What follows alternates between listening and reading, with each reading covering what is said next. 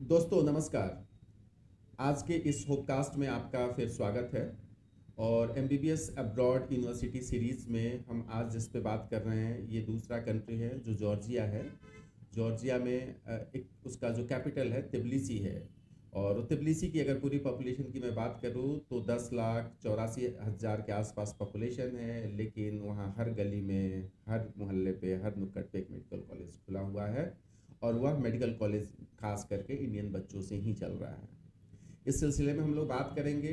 फिर Indian embassy का advisory जो आपको सितंबर में आता है, 15 सितंबर के आसपास आता है। फिर 29 सितंबर में उनका रिवाइज्ड एडवाइजरी आता है। वो दोनों एडवाइजरी में क्या क्या डिफरेंसेस हैं, क्या क्या वर्ड्स के साथ, शब्दों के जाल के साथ खेला गया है, साथ ही वहाँ के जॉर्जियन जो मेडिकल से रिलेटेड लॉ है वो क्या बात करता है, लाइसेंस के बारे में क्या बात करता है, जूनियर डॉक्टर के बारे में उसका क्या डेफिनेशन है, पोस्ट ग्रेजुएशन के बारे में, पोस्ट रेसिडेंसी के बारे में, और प्रैक्टिकल स्किल के बारे में, उनके क्या पढ़ाई का स्टैंडर्ड है, पढ़ाई उनके किस तरीके से वहाँ पे मेडिकल की पढ़ाई कराई जाती है, किस किस सेमेस्टर से क्लिनिकल एक्सपोजर बच्चों को मिलना शुरू होता है, क्लर्कशिप शुरू होता है, क्या जॉर्जिया में इंटर्नशिप है या नहीं है, क्या जॉर्जिया में भी इंटीग्रेटेड ही इंटर्नशिप दिया जाता है या जॉर्जिया में अलग से इंटर्नशिप दिया जाता है। आखिर ऐसा क्या है कि बच्चे काफ़ी मात्रा में, number of student are going to join Georgia medical, क्या मेडिकल इतना खास है वहाँ का। फिर एडवाइजरी में उन्होंने क्या क्या चेंज किया, ये सारी चीज़ पे हम लोग चर्चा करेंगे। इस चर्चा शुरू करने से पहले आपको एक चीज़ बताते चलूँ कि जब हम ये होपकास्ट जॉर्जिया के ऊपर शुरू करने वाले थे, इसके कम से कम 3-4 दिन पहले से जो जॉर्जिया के कंसल्टेंट है, कॉन्ट्रैक्टर है, जो अपने आप को क्लेम करते हैं कि मैं वहाँ का डायरेक्टर हूँ, मैं उस कॉलेज का होल एंड सोल हूँ इंडिया के लिए, मैंने उनसे भी संपर्क किया, ग्रुप के माध्यम से संपर्क किया, इंडिविजुअल मैसेजेस भेज के मैंने संपर्क करने की कोशिश किया, कुछ लोगों को फ़ोन तक किया, किसी का जवाब नहीं आया। कोई भी व्यक्ति जो अपने आप को ये कहता है कि मैं वहाँ का कॉन्ट्रैक्टर हूँ, मैं वहाँ का कंसल्टेंट हूँ, डायरेक्ट मैं उस कॉलेज को इंडिया में डील करता हूँ, उन सारे लोगों को हमने कोशिश किया कि वो भी आए और जॉर्जिया के ऊपर अपना पक्ष रखें। और हमारा अगर कोई ऐसा स्टेटमेंट या कोई भी ऐसा इंटरप्रिटेशन या कोई भी लॉ का मिस इंटरप्रिटेशन मुझसे हो रहा है तो वो मुझे काउंटर करे, करेक्ट करे, या वो अगर कुछ गलत बातें कर रहे हैं बच्चों के साथ या बच्चों को कुछ गलत इन्फॉर्मेशन दे रहे हैं तो मैं उनके साथ काउंटर सवाल करूं। लेकिन अनफॉर्चुनेटली वो कोई भी व्यक्ति नहीं आया, कोई भी व्यक्ति मैसेज तक का जवाब नहीं दिया। अगर मैसेज का जवाब आप नहीं देते हैं, फ़ोन कॉल्स रिसीव नहीं करते हैं, जिस कंट्री को आप करते हैं उस कंट्री पे पब्लिक डोमेन में आप बात करने से इतना हिचक रहे हैं, इसका मतलब कहीं ना कहीं कुछ ना कुछ गलत तो है। तो आज हम बात करेंगे एमबीबीएस इन जॉर्जिया पे, एडवाइजरी पे, जॉर्जियन मेडिकल लॉ के ऊपर, उसके साथ एनएमसी का लॉ, साथ में हम लोग बीच में ये भी जिक्र करेंगे जो हाल ही मई में जो सुप्रीम कोर्ट ने डिसीजन दिया है उसमें सुप्रीम कोर्ट का इंटर्नशिप के बारे में, लाइसेंस के बारे में क्या क्या ऑब्जर्वेशन रहा और कैसे उसने रीडिफाइन किया है अब्रॉड मेडिकल एजुकेशन को। तो इस टॉपिक पे बात करने के लिए आज मेरे साथ फिर साथ में शामिल हैं मिस्टर रवि कौल साहब। अब ये एमबीबीएस अब्रॉड के एक्टिविस्ट हो चुके हैं, इसलिए मुझे बार बार इनको बुलाना पड़ रहा है क्योंकि इनके पास जो इन्फॉर्मेशन है, जिस तरीके से इन्होंने लड़ाई किया है बच्चों के लिए, बच्चों के राइट्स के लिए, बच्चों के एजुकेशन के लिए, तो मुझे लगता है ये जो यूनिवर्सिटी सीरीज चल रहा है उसमें उनका उपस्थिति बहुत ही अनिवार्य है। तो सर आपका आज का इस एपिसोड में फिर से स्वागत है। नमस्कार नमस्कार। Thank you. सर आज हम लोग जो एमबीबीएस अब्रॉड का यूनिवर्सिटी सीरीज शुरू किए हैं उसमें आज दूसरा पार्ट है। पहले में हम लोग ने उज्बेकिस्तान के ऊपर बात किया था। उज्बेकिस्तान में तो खास जी करके जी। वहाँ के जो कॉन्ट्रैक्टर थे उन्होंने अपना प्रेजेंस दिखाया भी था और बहुत सारी बातों को बेबाकी बिल्कुल से जवाब भी दिया था। लेकिन जब बिल्कुल। जॉर्जिया के ऊपर हम लोग वीडियो बनाने की बात के होपकास्ट करने का जब हम लोग ने ये राय तय किया और ये कोशिश किया कि जो भी लोग जॉर्जिया में हैं, जो जॉर्जिया के मेन कॉन्ट्रैक्टर हैं, कंसल्टेंट हैं, हम्म, वो भी आए और अपनी बातों को हमसे साझा करें। हमारी कुछ 2-4 सवाल होंगे उसके जवाब दें, उनके 2-4 सवाल मुझसे होते, हम जवाब देते। लेकिन कोई भी कंसल्टेंट जो कॉल्ड अपने आप को कहते कि मैं वहाँ का सोली ऑथराइज्ड कंसल्टेंट हूँ, कॉन्ट्रैक्टर हूँ, उन लोगों को मैंने मैसेज भी किया, उन लोगों कुछ लोगों को मैंने फ़ोन भी किया, ग्रुप में तकरीबन 2000 जिसमें कंसल्टेंट हैं उसमें भी मैंने मैसेज किया कोई भी जवाब नहीं आया, इसका मतलब क्या समझा जाए? क्या वो कॉन्ट्रैक्टर, वो कंसल्टेंट पब्लिक डोमेन में आके बात नहीं करना चाहते हैं, और क्यों नहीं करना चाहते हैं? ये सरप्राइजिंग है। मैं तो आपके सामने हाजिर हूँ। बाकी के बारे में मैं कुछ नहीं कह सकता हूँ। वो उनका अपना अपनी राय है, अपनी उनकी चॉइस है। नहीं मतलब इसको आपने बुलाया, हम चले आए। क्या इसको इस तरीके से हम देखें कि वो बंद कमरे में तो बहुत सारी बातें बच्चों को बता रहे हैं, पेरेंट्स को बता रहे हैं, उन्हीं सारी बातों हम्म, को क्या पब्लिक डोमेन में, जहाँ पे लाना चाहिए। एक दूसरे से सवाल पूछा जाता, वो जो बता रहे हैं, हो सकता है और भी क्लियरिटी उसमें आता, और बच्चों के पास एक ऐसा माध्यम मिलता, अच्छा मैसेज आता। एक ऐसा पॉडकास्ट कहते कि बच्चे के दिल में या जो भी मन में सवाल है जॉर्जिया को लेके, वो क्लियर होता। क्योंकि एक बिल्कुल आर्गुमेंट के बिल्कुल बाद जो एक रिजल्ट आता, एक कंक्लूजन आता, वो हर के लिए श्रेयस्कर होता और फ्रूटफुल होता है। लेकिन इन लोगों ने बिल्कुल नहीं सही। आया, इनविटेशन एक्सेप्ट नहीं किया। मैं ज़बरदस्ती तो उनको उठा के नहीं ला सकता हूँ, लेकिन फिर भी हम लोग जॉर्जिया को कंटिन्यू कर रहे हैं। ये यूनिवर्सिटी जी सीरीज का सेकंड पार्ट है, जिसमें हम लोग जॉर्जिया के ऊपर बात कर रहे हैं। इससे पहले मैंने आपको बता दिया जी। था कि उज़्बेकिस्तान के ऊपर मैंने बात किया है। मैं शुरुआत करता हूँ जॉर्जिया के। एक पहले तो एक चीज़ काफ़ी मार्केट में है कि भाई जॉर्जिया यूरोपियन यूनियन का पार्ट है, यूरोपियन यूनियन है, आप यूरोप में पढ़ाई करने जा रहे हैं। तो मैं इंडियन एम्बेसी, जिस इंडियन एम्बेसी के एडवाइजरी पे आप पढ़ाई करने जा रहे हैं, इसमें बहुत सिंपल से इंडियन एम्बेसी ने 2015 के एडवाइजरी में लिखा है, Armenia and Georgia are not a part of Europe and not a member of the European Union. तो ये क्लियर हो जाइए कि इंडियन एम्बेसी ने यूरोपियन कंट्री या मेंबर ऑफ यूरोपियन यूनियन के बाद जो मार्केट में की जाती है कि जॉर्जिया यूरोपियन यूनियन है या यूरोपियन यूनियन का पार्ट है, इंडियन एम्बेसी ने इसको बहुत क्लियर कट अपने एडवाइजरी में लिख दिया है कि ये दोनों कंट्री, आर्मेनिया और जॉर्जिया, न यूरोपियन यूनियन का पार्ट है न यूरोपियन यूनियन का मेंबर है। तो इसको पहले दिमाग से हटा दीजिए कि आप जॉर्जिया में जा रहे हैं तो यूरोप में पढ़ने जा रहे हैं। जॉर्जिया एक कंट्री है, वहाँ पे आप पढ़ने जा सकते हैं। अब क्यों जाना चाहिए और क्यों नहीं जाना चाहिए, इस पे हम लोग आगे बातचीत करेंगे। तो रवि सर, आपसे ही शुरू करूं। इंडियन एम्बेसी का जी जी। एडवाइजरी जो सितंबर 2022 में आता है, फिर उसको 29 हम्म। सितंबर 29 सितंबर को रिवाइज करने की क्यों जरूरत पड़ जाती है? शुरुआत यहां से करते हैं कि फिर वही 1 सितंबर 2022, राइट। जब मैंने पहला ईमेल किया इनको, हम्म। उसका रिमाइंडर मैंने 14 सितंबर को दोबारा दिया। वही 7-8 सवाल जो आज हम्म। की डेट में एम्बेसी की वेबसाइट पे पहली वाली एडवाइजरी में थे। हम्म। और 14 को ही 2:35 में यहाँ इंडियन टाइम के हिसाब से मैंने मेल भेजा। 4:17 पे वहां से जवाब आता है कि हम बहुत जल्द एडवाइस, ये आपके सवालों का जवाब वेबसाइट पे डाल रहे हैं। वो बिल्कुल सही थी, कोई दिक्कत नहीं है उस एडवाइजरी में। लेकिन उसमें कुछ चीजें जो उन्होंने जो थी क्लियर कट थी, जो नॉन लॉ नोइंग इंसान है उसको भी समझ आती। हम्म। सब कुछ लिखा था। हम्म। लेकिन उसको क्यों रिवाइज किया गया, सबसे बड़ा प्रश्न यही है। हम्म। क्योंकि 15 सितंबर को जब एडवाइजरी आती है, तिबलिसी स्टेट मेडिकल यूनिवर्सिटी एक एडवाइजरी इशू करती है हम्म। कि भैया, क्योंकि 15 सितंबर को एम्बेसी ऑफ इंडिया ने एडवाइजरी डाला है, तो उनके आंसर्स को देखते हुए हम दोबारा से अपना वो पक्ष रख रहे हैं, ताकि वो उस चीज को सुधारें। तिबलिसी स्टेट मेडिकल यूनिवर्सिटी ने ये ठीक। डाला है। ठीक है। तो उन्होंने कई चीजें, उन्होंने जो सवालों के सेम इन्हीं मेरे ही सवालों के जो जवाब उन्होंने दिए, क्योंकि उन्होंने एम्बेसी की एडवाइजरी में देखे सवाल क्या है, उन्हीं का जवाब उन्होंने डाल दिया। ठीक है। और जवाब वही लगभग डाले हैं जो नई एडवाइजरी में फिर आए, ओके। जो टेक्निकली लीगल जवाब थे। जो पहले थे वो काफी हद तक सिंपल जवाब थे, नॉन लॉ नोइंग आदमी को भी समझ आते। और फर्क क्या था 15/9 वाली में और जो इन्होंने तिबलिसी वालों ने जो जवाब दिया? 15/9 वाली में इंडियन एम्बेसी ने लिखा था कि MD स्टूडेंट्स, क्वेश्चन नंबर 5 का जवाब था हम्म, MD students regardless of their nationality hmm, do not gate registered under any regulatory body. बिल्कुल।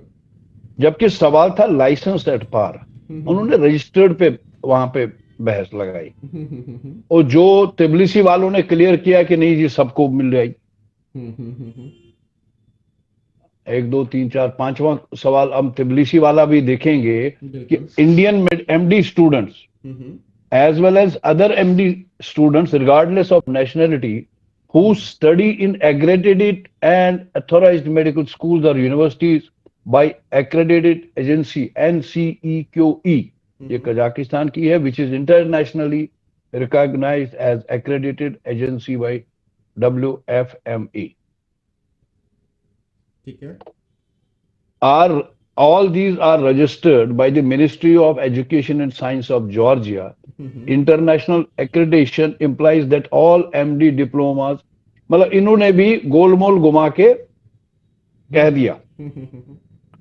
और उसमें आर्टिकल 5 आर्टिकल 17 का जिक्र भी कर दिया अपनी एडवाइजरी में। सेकंड जो जो जो उनका एडवाइजरी है नहीं नहीं ये मैं अभी तिबलिसी वालों ने जो तुरंत निकाला, ओके।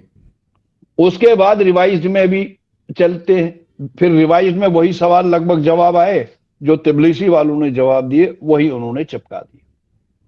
अब यहां पे प्रश्न उठता है कि पहले वाले में तो लिखा था कि रजिस्टर्ड कोई नहीं होगा 5वें सवाल के जवाब में। अब नए वाले में क्या आया कि कोई भी कर सकता है, सबको मिल जाएगी registration, but license to practice वाला वर्ड कहीं नहीं लिखा। ठीक है। According to Georgian legislation, graduates of MD program have the right, part A, question number 5 के जवाब में part A, to be employed as junior doctor, position that may be occupied by a MD graduate from state accredited higher medical institution who shall perform the duties of a doctor according to the instructions article 5 law of Georgia on medical practice, ये इन्होंने लिखा। अब हमारे बच्चों को जो PCB के बच्चे हैं वो article 5 law of Georgia on medical practice कहां से देखेंगे? भैया आप प्रैक्टिस कर सकते हो एज जूनियर डॉक्टर। अब बच्चे को ये समझाना था, इस पे भी कई बार मेल किए बाद में भी कि भैया समझाओ आर्टिकल 5 क्या कहता है जूनियर डॉक्टर के बारे में। A position that may be occupied by a graduate with a diploma of a state accredited higher medical institution.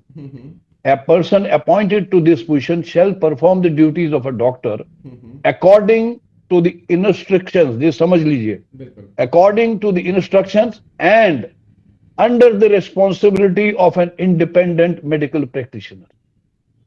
मगर एक मतलब senior doctor, independent medical practitioner is post graduate doctor in that country. उसकी instructions के खिलाफ अंदर वो काम करेगा और उसकी जिम्मेवारी पे काम करेगा, individually as an independent practice नहीं कर सकता।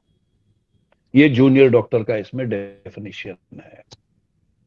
यही चीज 50 चिट्ठियों में आई लिख के, जो इन्होंने जॉर्जिया में जो Caucasus university, SU, Georgian national university और यूरोपियन यूनिवर्सिटी, इन्होंने जून जुलाई 2023 में 3 चिट्ठियां निकलवाई।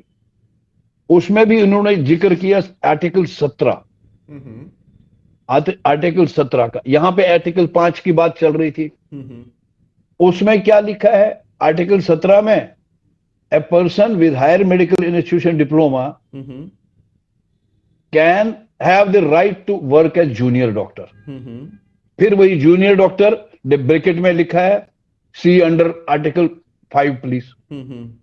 प्रॉब्लम यह है कि मेन है आर्टिकल 5 कि उसका क्या हिसाब किताब है, क्या जूनियर डॉक्टर को क्या अथॉरिटी है करने की, जहां तक मेन मुद्दा वो है। जहां तक इस पे बात होती है, जो बच्चे जॉर्जिया में एमबीबीएस करने जा रहे हैं उनको ये बताया जाता है आप एज ए जूनियर डॉक्टर वहां पे काम कर सकते हैं। जूनियर डॉक्टर को डिफाइन आर्टिकल 5 जो जॉर्जियन मेडिकल प्रैक्टिस लॉ है वो करता है, लेकिन आर्टिकल 5 डेफिनेशन एंड टर्म्स का आर्टिकल है। उसके जो आप आर्टिकल 5 और एच में जाइए, उसमें यूनिवर्सिटी हॉस्पिटल के बारे में बात की गई है। इसको अगर आप समझने की कोशिश करें तो आपको जूनियर डॉक्टर्स क्या है, यहाँ से जूनियर डॉक्टर का डेफिनेशन होगा वो रिफ्लेक्ट होगा। तो आर्टिकल 5 के सब सेक्शन एच में जहाँ पे यूनिवर्सिटी हॉस्पिटल के बात कही गई है, उसको डिफाइन किया गया है। उसमें लिखा गया है, ये high quality multi profile medical institution having appropriate basic infrastructure with the qualified doctors and tutors participating in a state healthcare program and focusing on the public healthcare system where clinical disciplines are taught and research work are carried out and where junior doctor gain necessary practical skill। Junior doctor को आप समझने की कोशिश कीजिए article 5 के junior doctor के definition से, और आर्टिकल 5 के एज जहां पे यूनिवर्सिटी हॉस्पिटल का डेफिनेशन दिया गया है, उसमें ये लिखना पड़ा है लॉ में कि where junior doctors gain necessary practical skill. अब प्रैक्टिकल स्किल आप किसको सिखा रहे हैं? एक डॉक्टर को सिखा रहे हैं जिसको आप नौकरी दे रहे हैं, काम करने के लिए उसको बोल रहे हैं, या फिर उनको सिखा रहे हैं जो मेडिकल की पढ़ाई कर रहे हैं और प्रैक्टिकल स्किल सीखना चाहते हैं। तो जूनियर डॉक्टर, आपको इंडिया में समझने की कोशिश कीजिए कि जूनियर डॉक्टर किसको कहते हैं। पहले आप अपनी कंट्री के मेडिकल एजुकेशन सिस्टम को समझ लीजिए, तो फिर आप दुनिया के हर मेडिकल एजुकेशन सिस्टम को समझना शुरू कर देंगे। इंडिया में जब आप 4th ईयर से पहले, 4.5 ईयर से पहले, जिसको थर्ड प्रोफ बोला जाता है, थर्ड प्रोफेशनल बोला जाता है, क्या आप उसमें जो हॉस्पिटल ड्यूटी आपकी लगाई जाती है अलग अलग डिपार्टमेंट्स में, सर्जरी में, मेडिसिन में, ऑप्स एंड गायनी में, डर्मा में, पैथो में, माइक्रोबायोलॉजी में, तो उसमें आप जाते हैं, सीखते हैं, तो आप एक या तो टीचर्स के सुपरविजन में सीखते हैं, या फिर उस डिपार्टमेंट का जो सीनियर रेसिडेंट होता है, जो पीजी कर रहा है, उसके अंडर में आप, उसके सुपरविजन में आप अपनी प्रैक्टिकल स्किल को सीखते हैं। और जैसे ही आप इंटर्नशिप में जाते हैं तो आपको ये राइट मिल जाता है कि आप खुद से मरीज को देख सकें, छोटे छोटे जो ऑपरेशंस होते हैं उसको ऑपरेट कर सकें, ये सारे राइट्स आपको मिल जाते हैं। और इंटर्नशिप में क्यों आपको इंडिपेंडेंट प्रैक्टिस करने के लिए अधिकार मिलता है? क्योंकि आपके पास प्रोविजनल रजिस्ट्रेशन होता है। अब यहाँ जूनियर डॉक्टर का जो डेफिनेशन है, जो अलग अलग जगहों पे जॉर्जियन लॉ ने डिफाइन करने की कोशिश किया है, जूनियर डॉक्टर वही हैं जो एमबीबीएस की पढ़ाई कर रहे हैं। जूनियर डॉक्टर वही हैं जो एमडी प्रोग्राम करने के बाद जो रेसिडेंसी फर्स्ट ईयर में एडमिशन ले रहे हैं। इसको फिर ऐसे भी आप समझने की कोशिश कीजिए, जैसे यूएस में बीएस प्री मेड के बाद 4 इयर्स का एमडी प्रोग्राम होता है। इंटर्नशिप तो वहां नहीं है। फिर इंटर्नशिप किसको काउंट किया जाता है? जब आप रेसिडेंसी में जाते हैं तो उसका जो फर्स्ट ईयर होता है वो इंटर्नशिप होता है। अब उसके बाद जो रिमेनिंग ईयर्स होते हैं आपके स्पेशलाइजेशन पे डिपेंड करता है कि आपका जो रेसिडेंसी होगा 3 इयर्स में होगा या 4 इयर्स में होगा या 5 इयर्स में होगा या 6 ईयर में होगा। तो पहला तो ये क्लियर हो जाना चाहिए कि junior doctor means you are not a doctor. आप एक स्टूडेंट है एमबीबीएस के, जिसको आपको जूनियर डॉक्टर यहां कहा जा रहा है। और वही चीजों को अलग अलग तरीके से बता के ये बताया जा रहा है कि junior doctors, as a junior doctors आप काम कर सकते हैं वहां पे। आगे हम लोग इस पे भी बात करेंगे, क्या जूनियर डॉक्टर के पास ये राइट है लाइसेंस लेने का? क्या जॉर्जियन लॉ जूनियर डॉक्टर को ये राइट देता है कि जो स्टेट सर्टिफिकेट है उसके लिए अप्लाई कर सके? क्या जूनियर डॉक्टर को कुछ कंडीशंस है जहां पे कोई स्पेशलाइज्ड डॉक्टर नहीं है, जहां पे कोई ऐसी मैकेनिज्म नहीं है, आप हैं और लाइफ एंड डेथ की सवाल हो रही है, उस केस में, उस कंडीशन में आप अपना जो स्किल है उसके तहत उसका जो लाइफ सेविंग है उसको कर सकते हैं। ये एक्सेप्शन है, एक्सेप्शन नेवर बिकम लॉ। तो जूनियर डॉक्टर पे है। अब जैसे सर ने बताया कि इंडियन एम्बेसी का एडवाइजरी निकलता है उन एडवाइजरी में कुछ भी बदलाव नहीं है। उस एडवाइजरी प्रैक्टिकली कोई मतलब का फर्क कोई नहीं है, बदलाव जो नहीं। वहां लिखा है वही यहाँ पे टेक्निकल वे में लिखा हुआ है। एक अब देखिए लेमैन। क्वेश्चन नंबर 5 के जवाब पे फिर आते हैं कि अकॉर्डिंग टू क्वेश्चन नंबर 5 का जो सेकंड पार्ट है कि जॉर्जियन लेजिस्लेशन के हिसाब से graduates of MD program have the right, MD program जो बच्चा करके आता है उसके पास क्या राइट है to be employed as a junior doctor. तो जूनियर डॉक्टर कैसे कर सकता है? Under an independent doctor, post graduate doctor के अंडर काम कर सकता है। दूसरा, पोस्ट ग्रेजुएट रेजिडेंसी कोर्स कर सकता है, जिसके बाद वो unified state certification exam pass करेगा तो उसके पास right of independent medical practice होगा, राइट। या टू कंटिन्यू डॉक्टरल रिसर्च वगैरह में जाएगा। इस एमडी प्रोग्राम वाला बच्चा, जो हमारे बच्चे जा रहे हैं जॉर्जिया में, उनके पास ये 3 राइट है, या तो जूनियर डॉक्टर बनो, या रेजिडेंसी करके जो 2 या 3 साल की है, डिपेंड्स ऑन उसके, आप यूनिफाइड स्टेट सर्टिफिकेशन एग्जाम करिए, आप इंडिपेंडेंट डॉक्टर बनेंगे, आप वर्ल्ड में कहीं भी जा सकते हैं, या पीएचडी कर लेंगे। तो यहां पे भी दोबारा भी लिखा है NPDQE graduates are allowed to continue with post graduate residency studies.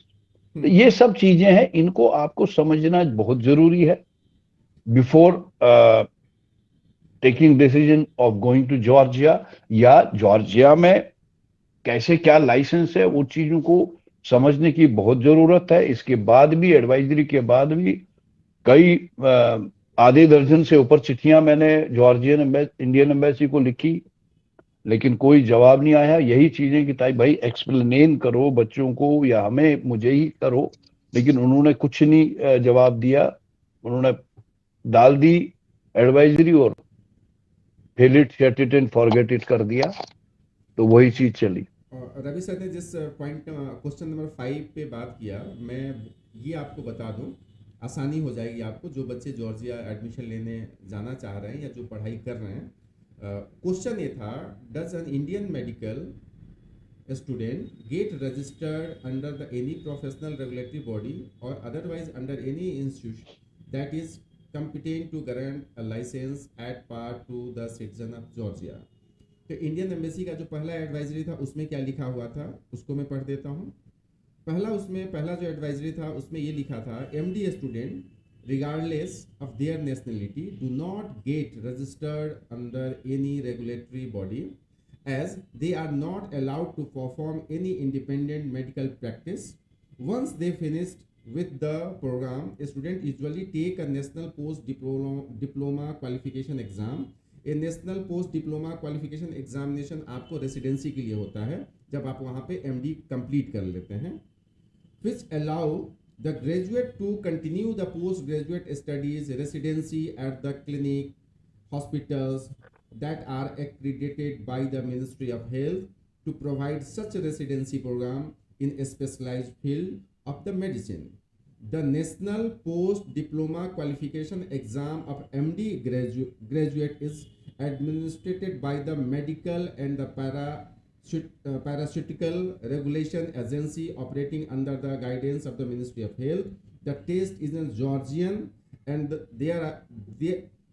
there is no specific rule that prohibit Indian student to take it। इसमें दो चीज़, जो टेस्ट है जॉर्जिया में, इसका कोई रूल नहीं कि आप नहीं बैठ सकते हैं, वो क्लियर, आप बैठ सकते हैं। कब बैठ सकते हैं? आप एमडी कर लीजिए, इनका जो नेशनल पोस्ट डिप्लोमा क्वालिफिकेशन है, अगर आप रेसिडेंसी करना चाहते हैं उसको बैठिए, पास कीजिए, आपको रेसिडेंसी मिलेगा। लेकिन इस पुरानी एडवाइजरी में क्लियर कट कर दिया कि आपके कोई ऐसे रेगुलेटरी बॉडी में रजिस्टर्ड होने का यहाँ पे कोई लॉ नहीं है, आप यहाँ पे इंडिपेंडेंट प्रैक्टिस परफॉर्म नहीं कर सकते हैं। ये पहला एडवाइजरी बहुत क्लियर कट बोला था। दूसरे एडवाइजरी में शब्दों को कैसे तोड़ा गया, कैसे खेला गया, जो बिजनेस चलते रहे, उसके बारे में मैं बोल दूं। रिवाइज्ड में क्या लिखा जाता है, Indian student as well as other medical MD students regardless their nationality who study in accredited under authorised medical school universities by accredited Agency NCEQE, National Center for Education Quality Enhancement, which is internationally recognized accredited agency by the World Federation of Medical Education. ये सारी बातें कर दिया कि भाई इसमें आप पढ़िए जो रिकॉग्नाइज्ड हो। आगे क्या कहता है? According to Georgian legislation, graduate of MD program have the right. अब ये मजेदार चीज है, इसको समझने की आपको जरूरत है। अगर आप वहां पे एमडी प्रोग्राम करते हैं तो आपके पास क्या क्या राइट है। उस राइट में जो राइट आपको जॉर्जियन लॉ दे रहा है, क्या वो राइट एनएमसी के रूल्स रेगुलेशन को फुलफिल कर रहा है? अब आपको यहां समझने की जरूरी इस बात की है। तो पहला ये बोलता है, सेकंड जो रिवाइज्ड एडवाइजरी है, to be implied as a junior doctor, ठीक है। Position that may be occupied by the MD, graduate from a state accredited higher medical institution, who shall perform the duty of a doctor according to the instruction Article 5 law of the Georgian medical practice.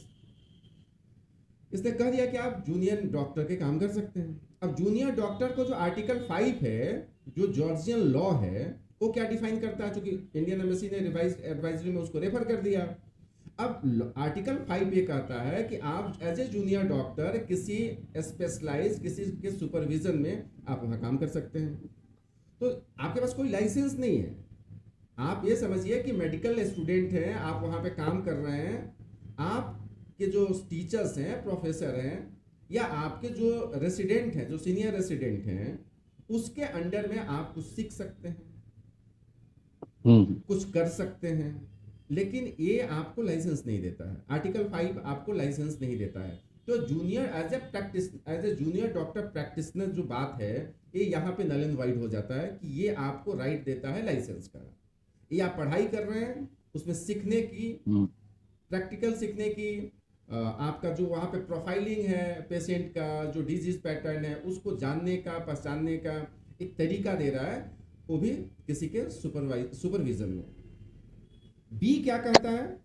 B, Indian embassy B point number B में लिखता है, to take a post graduate residency course and after passing the unified state certification exam get the right to independent medical practitioner. अब यहां पे बात आती है, Indian embassy उसी चीज को अब दूसरे ढंग से बताना शुरू की, जो इंडियन एम्बेसी ने पहले एडवाइजरी में क्लियर कट कर दिया था कि इंडियन मेडिकल डॉक्टर्स को जो यहाँ पे मेडिकल कर रहे हैं, उनके पास कोई राइट नहीं है, कोई लाइसेंस नहीं मिलता है, कोई प्रैक्टिस करने का उनके पास राइट नहीं है।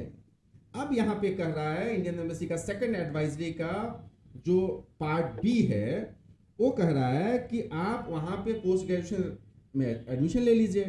पोस्ट ग्रेजुएशन में एडमिशन कैसे होगा? उसका जो एग्जाम होता है उसको पास कीजिए, एडमिशन लीजिए, उसके बाद आप वहाँ पे जो लाइसेंस का आर्टिकल 17 इसमें रेफर किया गया है जॉर्जियन मेडिकल प्रैक्टिस लॉ का, वो क्या है? आर्टिकल 17 क्या है उसको भी हम बोलेंगे, बात करेंगे उस पर।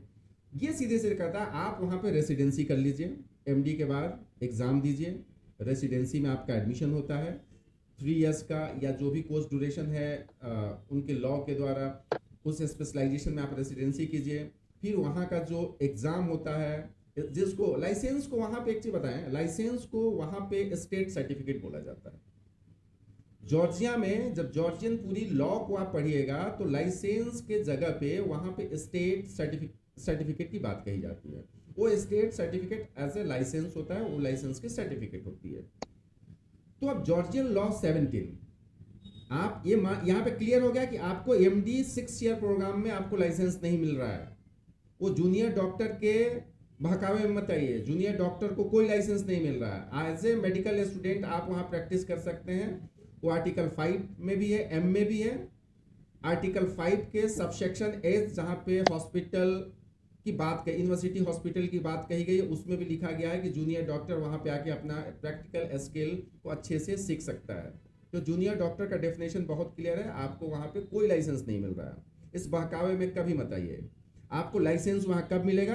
रेसिडेंसी कीजिए, रेसिडेंसी के बाद आपको मिलेगा। अब आर्टिकल 17 को जो इंडियन एम्बेसी ने रेफर किया है, आर्टिकल 17 क्या बोल रहा है? आर्टिकल 17 बोल रहा है right of graduate holding a higher medical institution diploma, a graduate holding a higher medical institution diploma shall have the right to, क्या है राइट, कंप्लीट अ सेम जो हाँ तीनों वही हैं जो एडवाइजरी में लिखे हुए हैं। एडवाइजरी में आप वहां पे कर लीजिए, यहाँ एबीसी है, इन्होंने वहां पे सीबीए कर दिया। बिल्कुल। अब सवाल देखिए आपके साथ कैसे खेला हो रहा है, और इस खेल को आप नहीं समझ पा रहे हैं। यहां पे जॉर्जिया में 6 ईयर के बाद लाइसेंस है ही नहीं।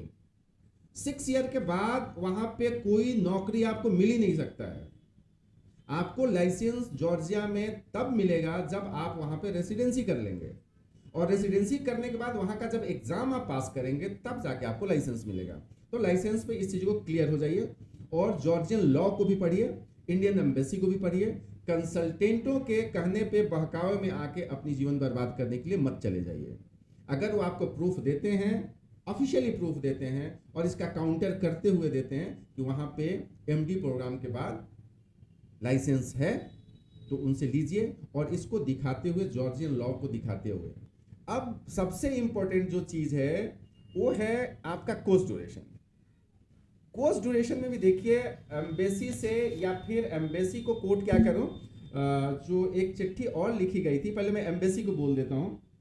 एम्बेसी ने एडवाइजरी में पहले में क्या लिखा है सर, आप बताएंगे क्या, क्योंकि आपने ही लिखा था। अरे आप सुनिए क्या होता है। मान लीजिए पहला एडवाइजरी, क्योंकि उन्होंने वेबसाइट से हटा दिया, लिंक हमारे पास अभी भी है, जिंदा है वो, कोई दिक्कत नहीं है, ठीक है। आप हर सवाल का जवाब, सबसे लास्ट क्वेश्चन का आंसर भी पढ़िए ना। मैं वही पढ़ रहा हूं अभी, नई वाली में लास्ट क्वेश्चन का आंसर पढ़िए। उसमें आपको लाइसेंस के बारे में क्या बता रही है एडवाइजरी, क्लियर कट है कि लाइसेंस आपको कब मिल रहा है, 9 साल के बाद। आप देखिए, पढ़िए इसको। अब लाइसेंस वाली चैप्टर में जो लास्ट सवाल पूछा गया था इंडियन एम्बेसी से, उसमें सवाल क्या था, क्वेश्चन नंबर 6 में सवाल क्या पूछा गया था? डज एन हाँ सर, बोलिए बोलिए बोलिए। Does an Indian MD student allowed to get a license to practice in the Georgia as a medical practitioner, if yes what is the process?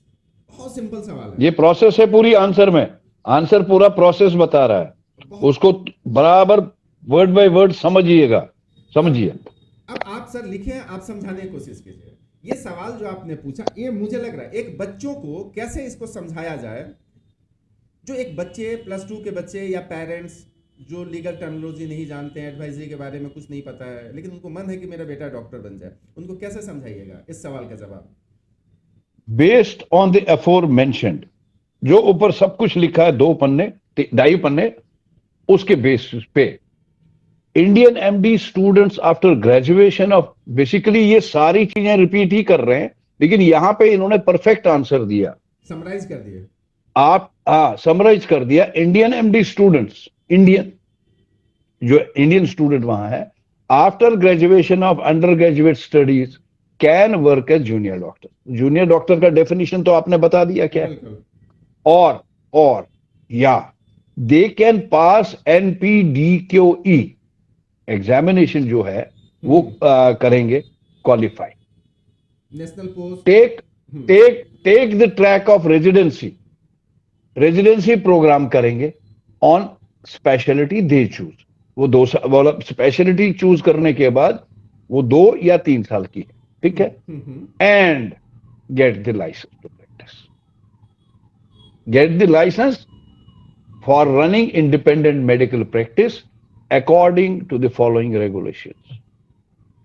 वहां पे सारा कुछ यहां पे क्लियर होता है कि आप अगर लाइसेंस लेना है तो आपको जूनियर डॉक्टर के बाद NPDQE एग्जामिनेशन क्वालिफाई करना है और रेजिडेंसी प्रोग्राम करना है।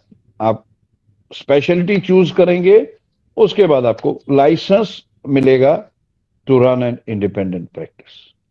ये है सिंपल, बेसिकली ये 2.5 लाइन में ही नहीं, 1 2 3 4 3.5 लाइन में एक्चुअल टोटल जो हमारे को सवाल चाहिए का फाइनल जवाब चाहिए था वो इसी में है कि आपको MD करिए, MD के बाद रेजिडेंसी कीजिए, then you take the licence. उससे पहले लाइसेंस के वो जिक्र कहीं नहीं कर रहा। अब इतना क्लियर कट जवाब है, एडवाइजरी है, उसके बावजूद कंसल्टेंट या एजेंट जो जॉर्जिया बच्चों को भेज रहे हैं इतना सफेद झूठ क्यों बोल देते हैं कि वहां 6 ईयर में लाइसेंस है? ऐसा क्या दिखा रहे हैं जो हम लोग के पास नहीं है? इतने कुछ तो होना रिसर्च, चाहिए। इतने डॉक्यूमेंट्स इकट्ठे करने के बावजूद भी वो कौन सा ऐसा डॉक्यूमेंट्स है जो कंसल्टेंट दिखा के बच्चों को भेज रहे हैं कि आपका एमडी 6 ईयर में कंप्लीट होगा और आपको वहां पे लाइसेंस मिल जाएगा एज ए जूनियर डॉक्टर? ये रातों रात कैसे सफेद झूठ बोला जा सकता है? इन कंसल्टेंटों से सीखना चाहिए। झूठ बोलिए, हर बिजनेस में झूठ थोड़ा बहुत बोला जाता है, लेकिन पूरी की पूरी सफेद झूठ ही बोल दिया जाए अपने पेट और पॉकेट भरने के लिए, ये गलत है। अब इसमें चूंकि लाइसेंस वाली ही बात हो रही है तो मैं एक और यहाँ पे कोट कर दूं कि कई लोगों का कहना है कि भाई रजिस्ट्रेबल होना चाहिए, कई लोगों का कहना है कि टेम्प्रोरी होना चाहिए, कई लोगों का कहना है कि ठीक है वहाँ पे किसी भी इंस्टीट्यूशन में कोई भी एक्रेडिटेड बॉडी है उसमें मेरा अगर रजिस्ट्रेशन है तो हम मान लेंगे। सर आपको एक चीज़ बता दूं, मई 2023 में सुप्रीम कोर्ट का एक डिवीजन बेंच डिसीजन आता है, उसमें इसको भी सेक्शन 4B को भी चैलेंज किया गया था। बिल्कुल। उसमें सुप्रीम कोर्ट ने बहुत क्लियर कट कह दिया कि देखिए साहब, मुझे उस कंट्री के एजुकेशन सिस्टम से कुछ लेना देना नहीं है। आपके पास सिंपल सा रास्ता है, अगर आपको कंट्री अच्छा लगता है, वहाँ की पढ़ाई अच्छी लगती है और वहाँ आपके हिसाब से सब कुछ फुलफिल कर रहा है, तो आप जाइए वहीं पे आप प्रैक्टिस कर लीजिए। लेकिन अगर आप MBBS अब्रॉड का फॉरेन कंट्री का डिग्री लेके अगर आप इंडिया में आते हैं और इंडिया में प्रैक्टिस करना चाहते हैं तो आपको उस कंट्री के कानून से नहीं चलना पड़ेगा। जो NMC के रूल्स रेगुलेशन है, जो सेक्शन 4B लाइसेंस के बारे में कह रहा है, वो लाइसेंस वहां पे आपको लेना पड़ेगा और वो लाइसेंस वैसी लाइसेंस आपको मिलनी चाहिए जैसे उस कंट्री के डॉक्टर को मिलता है, और वो कंट्री का डॉक्टर अपना जो प्रैक्टिस या स्किल है अपने देश के सिटीजन या मरीज के ऊपर टेस्ट करता है। वो जब तक आप लेके नहीं आएंगे तब तक आपका यहाँ पे प्रैक्टिस के लिए लाइसेंस नहीं मिलेगा। स्वागत नहीं है। स्वागत नहीं। उस कंट्री से मेरा कुछ लेना देना नहीं है, आप जाइए भाई पढ़िए। तो ये चीज। अब दूसरा इसमें जो मेन जॉर्जिया में प्रॉब्लम ये है वो है सर इंटर्नशिप का।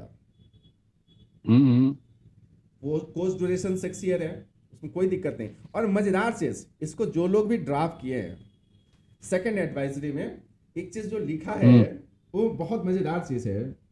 इसमें लिखा गया है the duration of under graduate MD programme in Georgia equal to MBBS qualification in India and UK।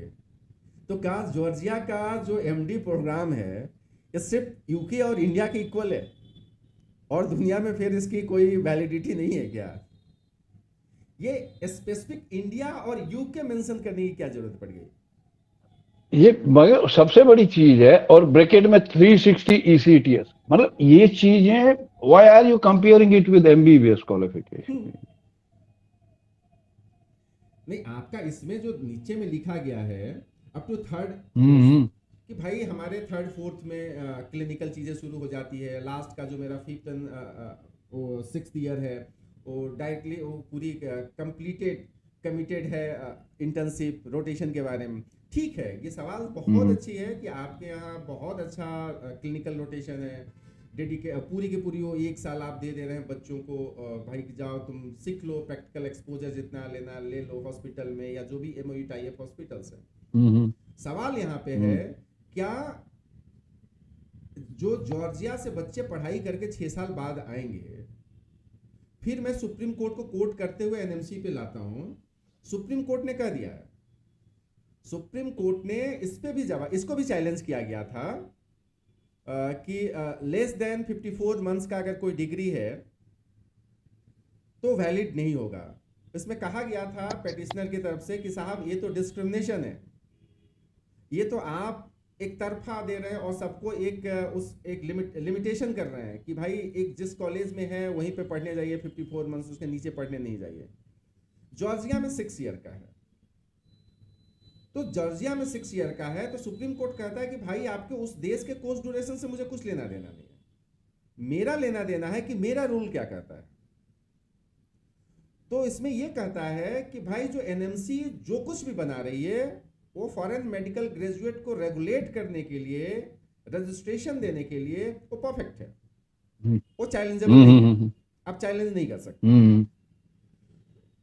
आप जब भी आएंगे तो हमारे रूल्स के हिसाब से चलना पड़ेगा। तो एनएमसी क्या कर रही है कि भाई इंटीग्रेटेड इंटर्नशिप हम नहीं मानेंगे। अगर मैं मान लूं कि 5th और 6th ईयर जो इनका कंप्लीटली कमिटेड है प्रैक्टिकल ट्रेनिंग के ऊपर, तो क्या जॉर्जिया 5+1 का डिग्री दे रहा है? क्या 5 इयर्स जो प्राइमरी मेडिकल एजुकेशन है उसका डिग्री दे रहा है, या इंक्लूडिंग इंटर्नशिप 6 ईयर में इंटीग्रेटेड इंटर्नशिप की डिग्री दे रही है? जो इंडियन एम्बेसी का जो एडवाइजरी है या जॉर्जियन जो लॉ है, ये दोनों को अगर साथ मिला के पढ़ें तो जॉर्जिया में सेपरेट इंटर्नशिप का सर्टिफिकेट नहीं है। जॉर्जिया में बात सर्टिफिकेट की नहीं है, बात एक क्या अलग से डिग्री मिलने के बाद क्या अलग से 12 महीने की इंटर्नशिप है? नहीं है। सर्टिफिकेट तो बाद की बात है, सर्टिफिकेट तो कोई भी नकली हम बना देंगे, वो बात क्या प्रैक्टिकल अलग से। क्योंकि देखिए मैं कुछ अजीब सा फील कर रहा हूं, क्वेश्चन 1 के आंसर में है कि 6 years इज 360 क्रेडिट्स ECTS, और इंटर्नशिप पे बोल रहा है कि इंटर्नशिप है 120 ECTS। तो यानी कि डिग्री कितने की हो गई? 240 क्रेडिट की होगी ना फिर। बिल्कुल। ये तो फिर ECTS कैसे हो गई? ये देखो ना, क्वेश्चन 1 और क्वेश्चन 2 के आंसर में विरोधाभास है बहुत ज्यादा। 360 क्रेडिट की डिग्री है जिसमें 120 क्रेडिट जो है वो आपका इंटर्नशिप है, तो डिग्री तो 240 की रह गई।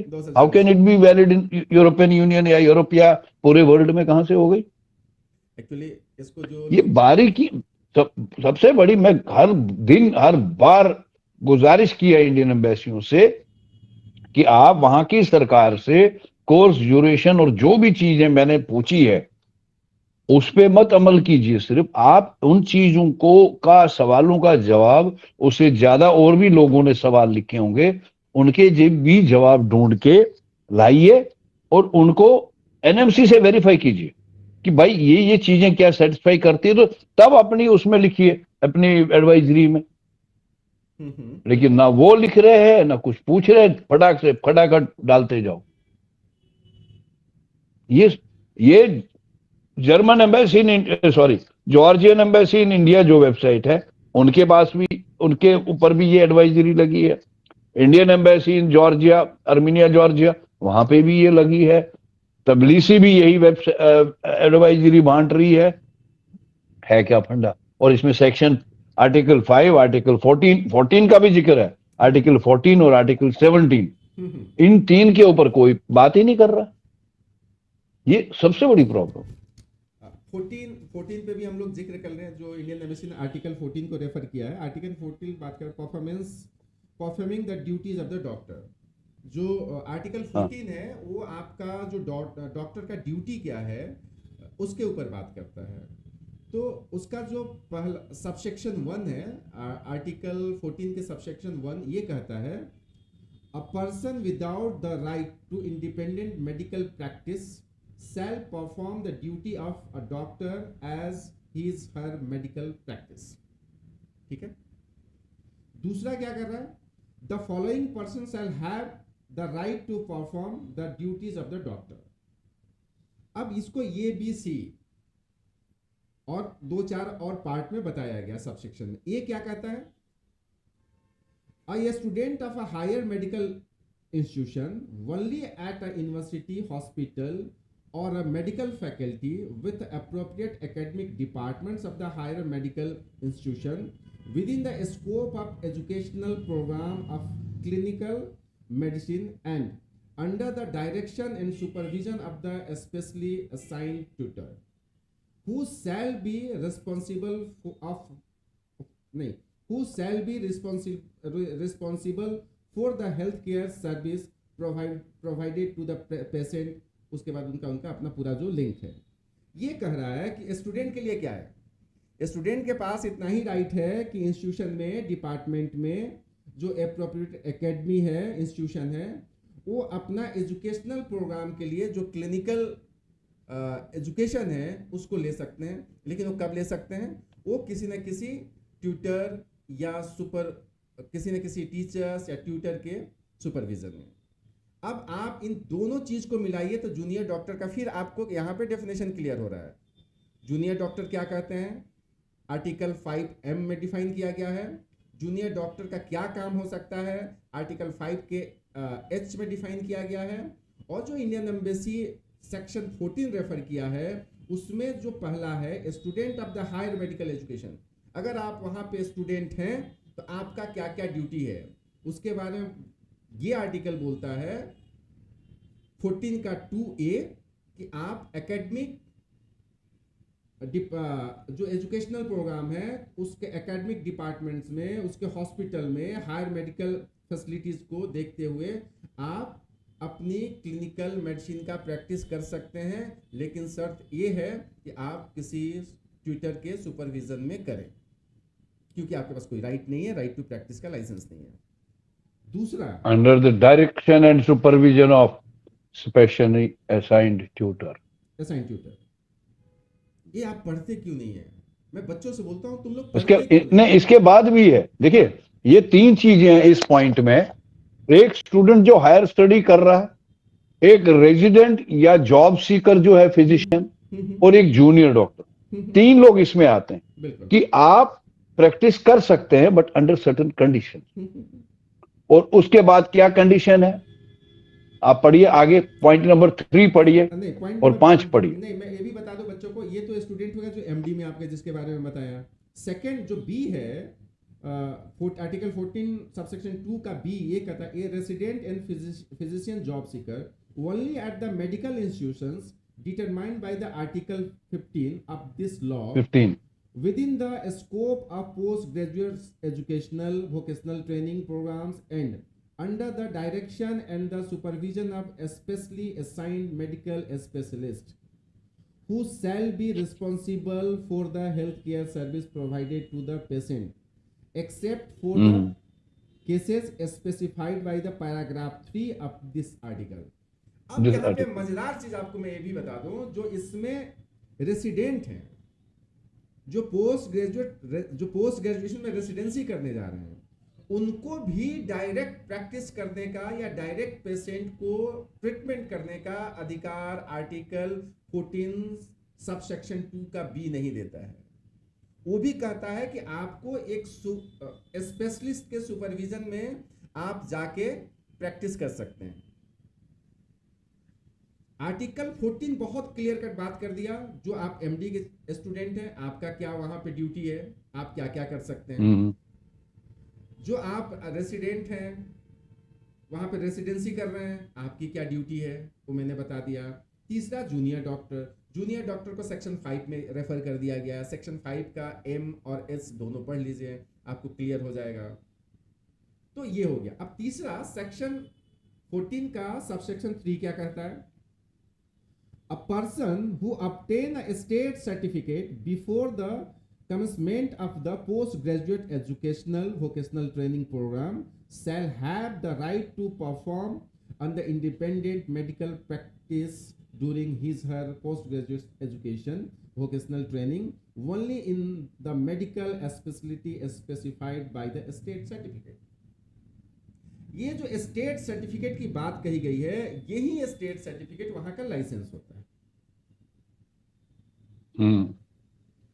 जब आप जॉर्जियन मेडिकल लॉ की पूरी 1 से लेके 100 सेक्शन तक जब आप पढ़ने आर्टिकल्स को पढ़ेंगे तो आपको लाइसेंस के जगह पे हमेशा यूज स्टेट सर्टिफिकेट हुआ है। स्टेट सर्टिफिकेट को कई सेक्शन में डिफाइन किया गया है। स्टेट सर्टिफिकेट कैसे आपको दिया जाएगा, उसके लिए क्या क्या आपको फुलफिल करना पड़ेगा, वो सारी चीजें हैं। तो यहां पे आर्टिकल 14(3) क्या बोला? आप समझ गए? A person who obtained a state certificate before the commencement of the postgraduate educational vocational training program shall have the right to perform independent medical practice during his or postgraduate educational vocational training only in the medical specialty specified in the state certificate. चौथा, resident और physician job seeker के बारे में बात करता है। Junior doctor shall have no, junior doctor फिर आपको यहां पे आता है आर्टिकल 14 का सब सेक्शन 5 भी जूनियर डॉक्टर पे बात करता है। ये जो जूनियर डॉक्टर बता के आपको जो भेजा जा रहा है, ये जो जूनियर डॉक्टर बन के आप जॉर्जिया में प्रैक्टिस कर लेंगे, जूनियर डॉक्टर आप बन के आपके पास लाइसेंस मिल जाएगा। कई कॉलेजों ने इसको लिख दिया, कई रेक्टर बताना शुरू कर दिए हैं।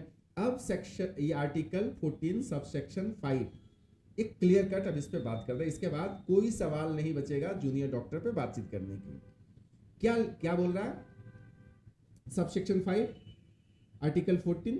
Junior doctor shall have no right to independent medical practice except for the cases where the patient is in the life threatening condition और required emergency medical care and it is impossible to find an independent medical practitioner in the time. आपके पास कोई right नहीं है independent practice करने का, लेकिन एक छोटी सी उसमें है कि कहीं पे डॉक्टर्स ही नहीं है, लाइफ थ्रेटनिंग है, लाइफ एंड डेथ का सवाल है, इमरजेंसी आ गई, इमरजेंसी में वहां पे आपको ट्रीटमेंट नहीं मिल रहा है, उस केस में आप उसको कंजर्वेटिव ट्रीटमेंट करके यहाँ तक करके हॉस्पिटल तक वो पहुँच जाए या अच्छे डॉक्टर्स के तक पहुँच जाए, वो काम आप कर सकते हैं। ये रेयरेस्ट इन रेयर केस की बात करता है। नॉर्मली जूनियर डॉक्टर के पास कोई राइट नहीं है वहाँ प्रैक्टिस करने का। तो ये जूनियर डॉक्टर के मतलब ये बेसिकली जूनियर इस सब सेक्शन 5 का एक हिसाब से मतलब है कि जब कहीं कोई ऐसी इमरजेंसी आ गई, कोई डॉक्टर सामने नहीं आ सकता है, सर वहां पे नर्स को भी अलाउड है फर्स्ट एड देने का। बिल्कुल, वहां पे खिदमतगार जिसको हम हेल्पर कहते हैं वो भी वहां पे फर्स्ट एड दे सकते हैं, क्योंकि और कोई चारा है ही नहीं। You don't have a doctor, you don't have a qualified doctor, you have, और अगर आप हेल्थ केयर सिस्टम में हो भी नहीं, I am non medical student, मुझे भी हक है कुछ करने का उस टाइम उस बंदे की जान बचाने के लिए। अगर मैंने कोई चीज सुनी है लाइफ में कि मैं इसको ऐसे कर सकता हूं, ये फर्स्ट एड दे सकता हूं, I am also allowed to do that. That is what it is mentioned in this subsection 5। Ravi sir एक चीज और इसमें मेंशन है, क्या है? Sub section 6। हाँ, क्योंकि बच्चे जो हमारे जा रहे हैं एमडी करने, वहां पे मेडिकल की पढ़ाई करने, तो दो ही हो सकते हैं जो कंसल्टेंट बता रहा है, या तो तुम वहाँ जूनियर डॉक्टर हो गया, तुम्हारे पास प्रैक्टिस का राइट मिल गया है, और उसको लेके तुम आओगे, एनएमसी तुमको एक्सेप्ट कर लेगी, हम तो फुलफिल कर दिए। एक तो उसके राइट के बारे में बता दिया 14 सब सेक्शन 5 ने। अब आप जब स्टूडेंट हैं ड्यूरिंग द 6 ईयर, आपका क्या राइट है, इसके बारे में भी जॉर्जियन लॉ बहुत क्लियर कट बात करता है, और ये आर्टिकल 14 सब सेक्शन 6 में कहा गया है। क्या कहा गया है? अच्छा, हाँ, A student of higher medical institutions shall have no right to independent medical practice except for the case where a patient is in the life-threatening conditions or require emergency medical care and it is impossible to find an independent medical practitioner in time. अब आप medical की पढ़ाई करने गए हैं, उसके rights के बारे में भी जॉर्जियन मेडिकल प्रैक्टिशनर लॉ बोल दिया। आपके जूनियर डॉक्टर के जो लॉलीपॉप दिखा के आपको जो भेजा जा रहा है, उसके बारे में भी उसका क्या राइट है, आपका लाइसेंस मिलेगा या नहीं मिलेगा, उसके बारे में भी इन लॉ ने क्लियर कट कर दिया। इंडियन एम्बेसी का एडवाइजरी आपको अगर बीच में नहीं समझ में आ रहा है तो लास्ट में पढ़ लीजिए, जो छठा सवाल है क्वेश्चन नंबर 6, उसको पढ़िए। Question number 6 is answer to everything, पूरी चीज क्लियर कर दे रहा है। अब रहा सवाल इंटीग्रेटेड इंटर्नशिप या अलग इंटर्नशिप, तो जॉर्जिया में नहीं, पूरी CIS कंट्री में आपको इंटीग्रेटेड इंटर्नशिप ही है जो NMC एक्सेप्ट नहीं कर रही है। आने वाले समय में क्या होगा, क्या बदलाव आएंगे वो मुझे नहीं पता, अभी के लॉ के हिसाब से, अभी के गाइडलाइन के हिसाब से जॉर्जिया एनएमसी को फुलफिल नहीं कर पा रहा है। जॉर्जिया सुप्रीम कोर्ट का जो डेफिनेशन है, जो मई में केस आया है, उस केस के तहत भी जॉर्जिया अपने आप को फिट नहीं बैठा पा रहा है, चाहे कोर्स ड्यूरेशन हो या चाहे रजिस्ट्रेशन की प्रोसेस हो, ये दोनों चीज़ों को जॉर्जिया फुलफिल नहीं कर रहा है। तो आप जब भी किसी कंट्री को चूज करें, खास करके जॉर्जिया को अगर आप चूज कर रहे हैं, तो इन 3-4 सवालों को आप वेरीफाई कर लें, इंडियन एम्बेसी के एडवाइजरी उठा के पढ़ लें, आप जॉर्जियन जो मेडिकल प्रैक्टिशनर एक्ट है उसको पढ़ लें, लॉ है उसको पढ़ाई कर लें, और एनएमसी को पढ़ें। साथ ही साथ सुप्रीम कोर्ट के जो ऑर्डर है उस पर मेरा वीडियो कल आपको मिल जाएगा, बहुत जल्द उसको रिलीज हम लोग कर रहे हैं, उसको पढ़िए, सुनिए, केस लॉ को देखिए। ये काफ़ी इंपॉर्टेंट आपके लिए है, आपके लाइफ से जुड़ा हुआ सवाल है। और किसी भी महाराजा महारानी के बहकावे में आके, किसी कंसल्टेंट ब्रोकर के बहकावे में आके, या अपने आस पास के भाई बंधु के कहने में आके आप मेडिकल पढ़ने के लिए जॉर्जिया नहीं चले जाएं। आप इन चीज़ों को देखें, तय जॉर्जिया ही नहीं, जॉर्जिया ही नहीं, किसी भी कंट्री में बिना पूरी चीजें खंगाले हुए मत जाइए। मैं जॉर्जिया को इसलिए कोट कर दे रहा हूँ कि हमारा जो एपिसोड है जॉर्जिया के ऊपर आज का जॉर्जिया पे है, समझ गया, बिल्कुल। जॉर्जिया की बात ही करेंगे हम। कल के डेट में इजिप्ट के ऊपर बात होगी तो मैं इजिप्ट को ही जिक्र करूंगा। हाँ, ये मैं कहने वाला था, इजिप्ट का कब करना है सर? आप जब, मैं तो चाहूंगा कि मुझसे कोई सवाल पूछे, मजेदार एपिसोड होगा, मैं आराम से बातें करेंगे उस पे, जो चाहिए मैं सब चीज दूंगा। बिल्कुल, जितने सवाल आराम से नहीं, सवाल उसमें भी कठोर ही आएंगे, बिल्कुल, ऐसा तो नहीं होगा। चाह रहा हूँ कठोर सवाल है जिसका जवाब देने में मुझे मजा आया है। वैसी सवाल मेरे पास ना है जो पब्लिक डोमेन में, ऐसी सवाल लाई जाए जो कि पब्लिक डोमेन में है ही नहीं। अगर किसी के पास वो सवाल नहीं होगा तभी भी मैं अपना सवाल और अपना आंसर खुद दूंगा। तो मैं तो चाह रहा हूँ, लेकिन अपनी चीजों को खुद से कैसे बताऊं? आपने जिक्र कर दिया, मैं तैयार हूँ। आप जिस दिन कहेंगे मैं जॉर्जिया पे, इजिप्ट पे कर दूंगा, एनी टाइम मैं रेडी हूँ। तो दोस्तों, ये जॉर्जिया का पूरी मेडिकल का सिनेरियो था, पूरी मेडिकल का एजुकेशन का लॉ था, फैक्ट था। लाइसेंस के ऊपर हमने बात किया, कोर्स ड्यूरेशन के ऊपर हमने बात किया, जूनियर डॉक्टर के ऊपर हमने बात किया, रेसिडेंसी के ऊपर भी बात किया, जूनियर डॉक्टर के क्या राइट्स हो सकते हैं उसकी भी बात किया। आप 6 ईयर जो मेडिकल स्टूडेंट है उसका क्या राइट है उस पर भी मैंने बात किया। अगर आप रेसिडेंसी करते हैं तो रेसिडेंसी में आपका क्या राइट होगा। लेकिन सारी चीज़ों को अगर निकाल के 2 पॉइंट पे हम लोग बात करें तो आपका लाइसेंस जॉर्जिया में 9 इयर्स के बाद ही अगर आप एग्ज़ाम क्वालिफाई करते हैं तब आपको मिल सकता है। आपको अलग से इंटर्नशिप नहीं है, वहाँ पे इंटीग्रेटेड इंटर्नशिप है, जबकि एनएमसी का कहना है कि मैं इंटीग्रेटेड इंटर्नशिप को नहीं मानूंगा। इन सारे सवालों को आप ढूंढ के, इसका जवाब ढूंढ के, सब जगह से वेरीफाई करके आप जॉर्जिया में एडमिशन लीजिए। अगर मेरा ओपिनियन आप जानना चाहते हैं तो मेरे हिसाब से जॉर्जिया ये 2 कंडीशंस को फुलफिल नहीं करता है, इसलिए जब तक ये क्लियर ना हो जाए तब तक बच्चों को जॉर्जिया नहीं जाना चाहिए। रवि सर, आपने समय दिया और आपके पास जितने भी इंफॉर्मेशन है वो हमेशा आप शेयर करते हैं बच्चों से, इसके लिए भी आपको बहुत बहुत शुक्रिया। हम लोग मिलते हैं एक अगले एपिसोड में अगले नए कंट्री के साथ। Thank you sir. Thank you, नमस्कार।